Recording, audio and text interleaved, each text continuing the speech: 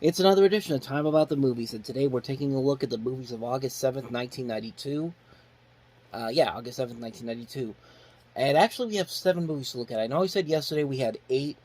Unfortunately, I couldn't find any footage of Drive 92, so we're not going to be able to talk about that one. But, like I said, 7 movies to look at. We still have a packed show, so let's not waste any time. Let's just jump on into it. And we're going to start off with easily the biggest new release this week. It was the movie that eventually won the year's Academy Award for Best Picture, Clint Eastwood in the modern western Unforgiven. Step over to the office and get the bullwhip.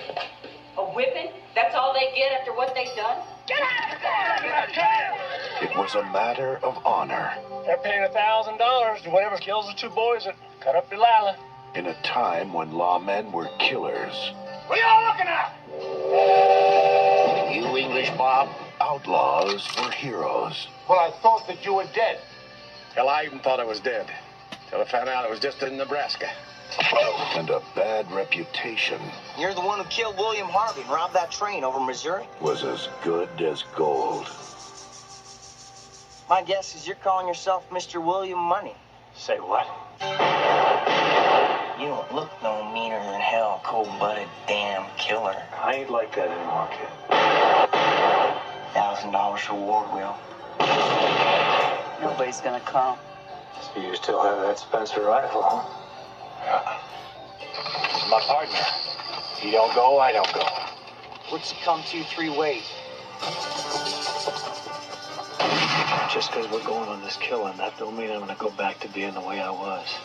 Are you really gonna kill them cowboys? I do not like assassins. Or men of low character. We ain't bad men no more. We're farmers. You're not savages! Those bunch of bloody savages! Assassins! Oh, I guess they have it coming. We all have it coming, kid. Some legends will never be forgotten. Some wrongs can never be forgiven. The man don't want to get killed. Better clear on out the back. Unforgiven. Okay, maybe modern's probably not the best word for it. I mean, this is technically it kind of is because it did come out in 92, but this takes place in the film itself takes place in the 1800s, so technically it's not a modern western. It's a revisionist western, I should have probably said, but needless to say though, I mean, this is one of those movies where I really don't need to talk about it too much because there's not much more that could be said about this one that hasn't already been said. It's a fantastic movie. It's one of my favorite movies of all time, actually, and it's Clint Eastwood returning to the western role that made him famous one last time, and it's a very good film. It's a really well-made film. Eastwood's given one of his best performances. He also directs the film. Gene Hackman also is very good in this movie, and you have Morgan Freeman in there, Richard Harris, and of course Eastwood and Hackman won Oscars for Best Director and Best Actor, Best Supporting Actor, I should say, and then Best Picture. And of the movies that we've looked at on this particular show, this is probably the one Best Picture winner that I would say is the best of the bunch that we've looked at so far. It's better than Driving Miss Daisy. It's better than Dances with Wolves. It's better than Silence of the Lambs. It's a movie that I can go back to numerous times and just watch and be amazed by how much I enjoy this movie so much. It's a very well-made film, fantastic film all around. Really, there's nothing else more I can put into this that hasn't already been said already about it. If you haven't seen Unforgiven yet, for the love of God, man, go see it. Even if you don't like westerns, you'll definitely love this movie. It's a wonderful film, Unforgiven, classic Clint Eastwood at its best. So, let's go ahead and move on to the next movie, and that is John Lithgow in the psychological thriller Raising Cain from director Brian De Palma. Looks like she was put in the car when she was still alive and then drowned. Look at her nails. See how they're cut and torn? Looks like she was trying to claw her way out. You should see the expression on her face.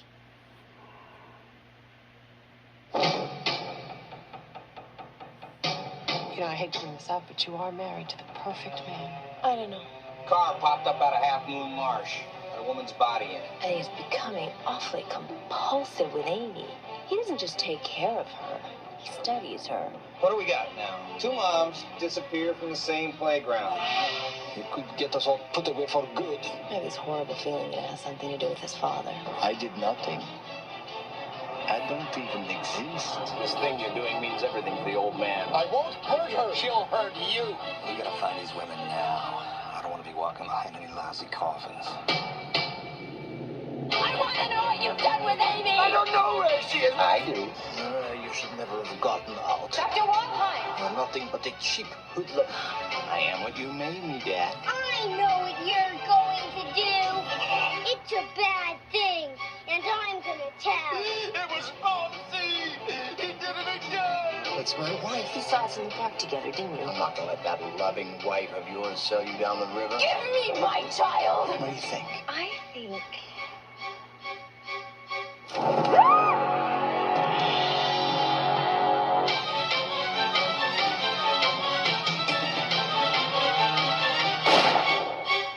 Hickory dickory dock.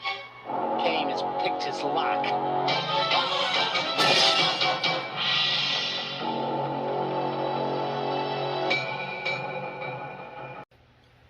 Or this movie should just be simply called the John Lithgow movie, because he steals the show, man. I mean, he is fantastic in this movie. He is the psychological killer, and he's just a ton of fun to watch in this movie. I mean, he's really one of the main reason you watch this movie is because he's playing all these different roles in here, and he's just... When John Lithgow plays a villain, usually it's very good, and this is one of his strongest performances as playing these multiple antagonist roles, I should say.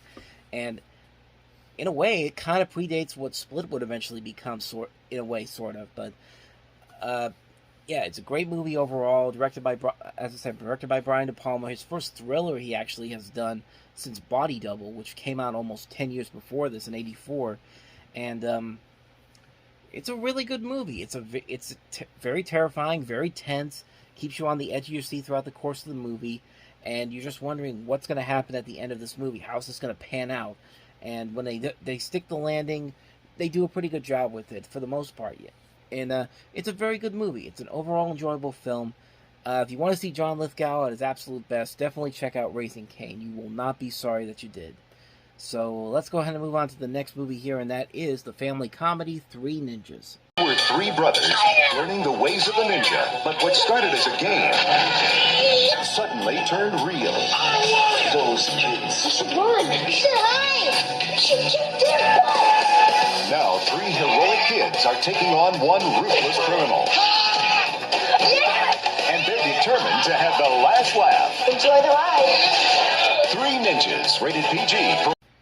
Because Home Alone and Teenage Mutant Ninja Turtles were the two biggest family hits in the 1990s, Disney basically said, you know what, let's put them both together, because that's literally what this movie is. Like, they take the elements of Home Alone, they take the elements of Ninja Turtles, mesh them together, and you get a movie here that surprisingly did very well. This was only a $2.5 million budgeted film, and nearly made back 10 times that much. In fact, made more than 10 times that much, because it made like $30 million, and they actually made a series out of this. This was the only one released by Disney, though. This is John Turteltaub who directed this movie, and one of his early movies before he eventually became the big director that he became known as. And, I mean, as far as the movie goes, it's pretty much your typical 90s kids movie. It's something that I think more people who have seen who saw this movie as a kid growing up would definitely get more out of it than most other people would. I myself didn't grow with this movie, so really watching it later on down the road, I can really see why a lot of people didn't like it. But I can also see why kids who saw this movie back in '92 and grew up now look at this movie and would find more enjoyment out of it than I did. I just didn't think it was that good of a movie. I mean, I thought it was just it was a little too corny for my own taste, and I'll take some corny stuff, but this was really corny at times. It gets way too silly at times. You don't really get any good laughs in this movie. It just didn't work for me. I know it works for some people, but me personally, it just didn't work. So that's my thoughts on Three Ninjas. Let's go ahead and move on to the next movie here, and that's another thriller, which is Annabelle Sciorra and I almost said Alan Arkin, Alan Alda in Whispers in the Dark. Before we actually began making love, he said that he wanted to tie my wrists. He hadn't even touched me. And it happened. My cheeks are pink. As a psychiatrist, Dr. Ann Hecker is trained not to show her emotions. I'm having this recurring dream about her lover. now feelings she didn't know she had. Are you the woman in the dream? Or is it this patient of yours, Eve? Have opened up her private life. I met a guy. Wonderful guy. You trusted him? To the fulfillment of a fantasy. He just may be the gentlest man I've ever met. But whether you're the patient... He was behind me, whispering in my ear. He told me that he owned me. Or the therapist. What if it's all delusional? What do you mean, this lover of hers doesn't exist at all? Fantasies can be dangerous. We were at the tavern on the green to have lunch, like we do every Wednesday. And what looks like a coincidence. Hey! Did you go find when my stories made you hot? Yeah! Could turn out to be My shrink has been sleeping with my man. a killing. He lost it and hit her in the back of the head with a blunt object, and he got off on it. How much of this animal's history do you even know? I don't know what she told you, but I hadn't talked to her in months. 2 women he's with, both found dead by the same means. I'm in love with him. In the heat of the moment, He probably killed her, like he would have killed you, you stupid. she could be hurt. I should have put a knife into you a long time ago. She could be violated. She could be next. Whispers in the dark. Another movie that has a pretty good cast overall. Annabelle Shire, I just mentioned. Also Alan Alda. You got Joe Kleber, John Leguizamo, Deborah Unger, Anthony LaPaglia. Really good cast here. There is potential here for a pretty good mystery overall. However, when you watch the movie in the end, it basically just comes off as a knockoff Basic Instinct and not even a very good one. I mean, this movie tries way too hard to be risque. It tries way too hard to be this dark, twisted, erotic thriller. And A Basic Instinct was just one of those rare erotic thrillers that actually scored with people. It actually was a pretty good movie overall. But this is just, it's a movie that's so predictable. You can pretty much tell what's going to happen at the end.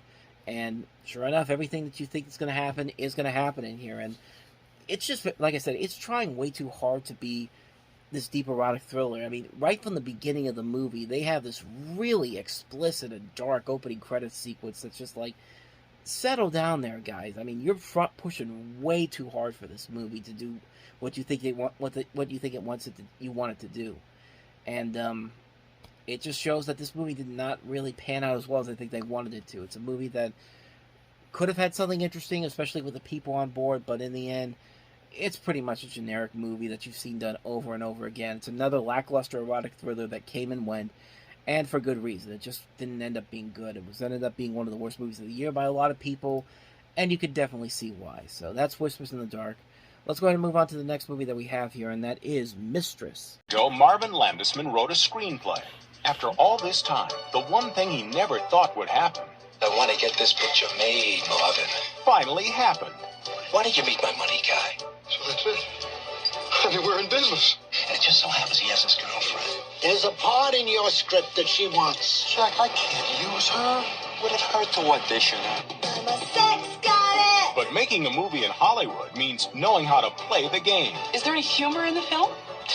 It's sad, but funny. Oh, you mean kind of like Terms of Endearment? Exactly. Terms of endearment. Terms of endearment. Is he working on the script too?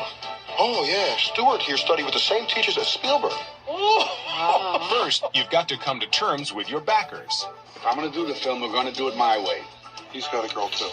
Then, you've got to zero in on a star. Where's poor guy? He's too old. No, he's right there. Nobody ever said it was going to be easy. And for Marvin, easy it will never be. You know, this film is about a guy's involvement with his art.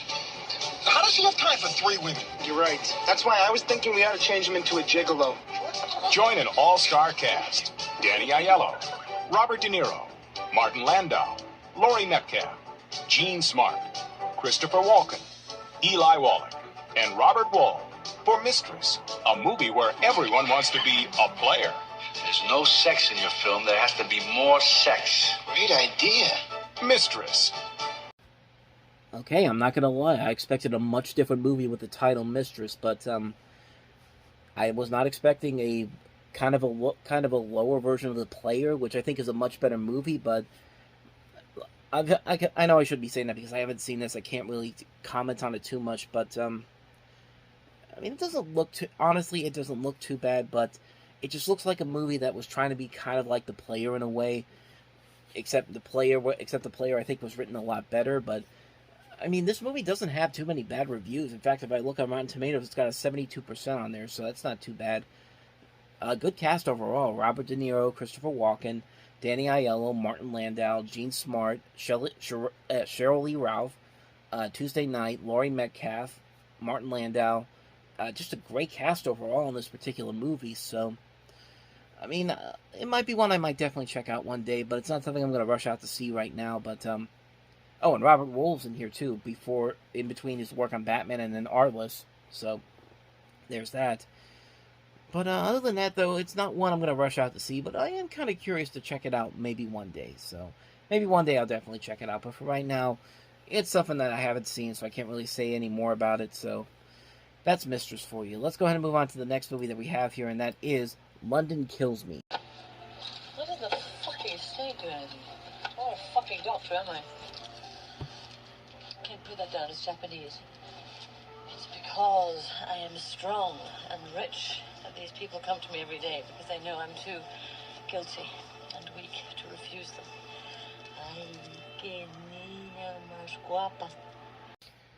Unfortunately, there was no trailer for that, so I just took a little bit of a clip from the movie. But I've never seen this movie, so let me just give you a rundown of the plot here.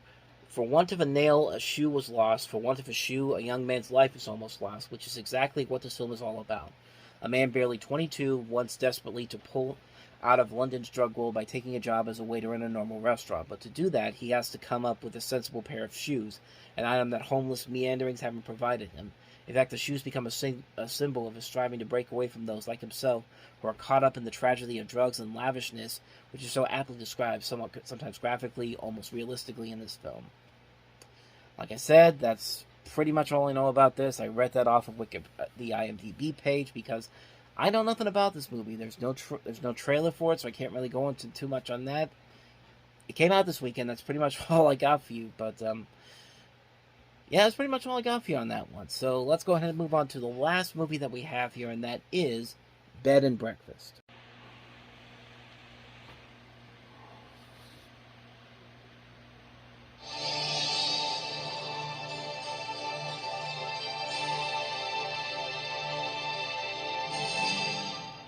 At the Wellesley Bed and Breakfast, the rooms were empty, and so were the lives of the women who lived there. What you wish for?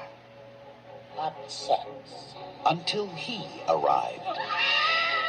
How'd you end up on our beach? I don't remember. Amnesia. We got ourselves a man. I will not have a strange man staying in my house. Handyman. Ruth, we don't need a handyman. Now we need a handyman. So as you can tell, the plot is about Roger Moore, this charming Englishman who changes the lives of these 3 generations of women who run a near-bankrupt bed and breakfast. They find him out cold on the beach, offer him free board in return to fixing up the place, being the handyman. And he's unwilling. One of the ladies, Claire, played by Talia Shire, is initially unwilling to let him in the house, partially due to the mystery around him caused by his amnesia. Her mother-in-law, Ruth, Colleen DeHurst, recently retired and craving adventure, insists on allowing him inside, and Claire's teenage daughter, Cassie, played by Nina Simasko, is rebellious against her mother's old-fashioned beliefs most of the time, names him Adam. Again, reading it off of Wikipedia because I haven't seen this movie, I can't really comment on it, but I can say that it did come out, and that's a weekend, and it looks like a movie that's could go either way. I haven't seen anything too negative about it, I haven't seen anything too positive about it. It looks like something that could go either way in terms of what kind of a movie it ends up becoming. But like I said, I can't really comment on it too much because I haven't seen it. I can only say that it came out this weekend and acknowledge that it came out this weekend. So that is Bed and Breakfast for you. And so on that note, we wrap up another edition of Time About the Movies. Next time we meet, we'll look at the movies of August 14th. 5 movies to look at, including Single White Female. We also have Stay Tuned with John Ritter. Digstown, we also have The Living End, and Johnny Suede. So 5 movies to look at next time around, and we will look at those movies when we come back here on Sunday. Of course, we'll have a new movie stop tomorrow, and some other things as well that I'm trying to figure out what to do for this weekend, so there's still going to be some content out there, so stay tuned for that. But, of course, Stairway to Sevens on Sunday, too. That'll be after the Steelers and Bills game this week. Kenny Pickett makes his starting debut for the Steelers, so that'll be fun to watch. Unless he is assuming that the Bills don't overtake this game immediately, which they're probably going to do, but you never know. So you're not there's not going to be a lack of there's not going to be a lack of videos this week, I should say. I wasn't going to stop after that. So anyway, with that said, thank you guys for watching this video so much. If you want to see more videos like this one, please hit the playlist on the next page, check out the previous episode, and I will see you guys for the next video. So thank you for watching, I'll see you next time, and until then, as always, take care.